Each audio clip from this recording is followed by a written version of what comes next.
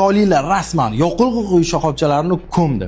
BYD Blade Battery 2.0 ni taqdim qildi. U atigi 9 daqiqada 97% zaryadgacha ola oladi. 10% dan 70% gacha 5 minut yetadi. Kofega kirib chiqqunizcha mashinangizda 700 km yurish zaxirasi paydo bo'ladi. Nega 97%? Sababi qolgan 3% rekuperatsiya uchun ajratilgan. Demak, har tormoz bosganingizda energiya bakka qayta yig'ilaveradi. Asosiy yengillik suvda ishlashi.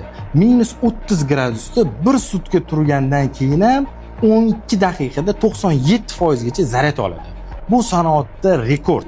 Bunaqa tezlik uchun BYD 1.5 kW quvvatli 20 mingta flash charging stansiyalari o'rnatmoqda. Taqqoslash uchun Tesla Supercharge V4 maksimal 500 kW beradi. Endi yomon tomoni, birinchi bo'lib bu texnologiyani Yangwang U7 va Denza Z9 GT oladi. Yurish zaxirasi 1036 km, narxi $39,000 dan boshlanadi va batareyaga umrbod kafolat berilyapti. Endi buni olib kelishga qiziqayotganlar uchun bizda logistika va deklarant uslugalarimiz ham bor. Sizlarga chotki narxlarda qilib beramiz.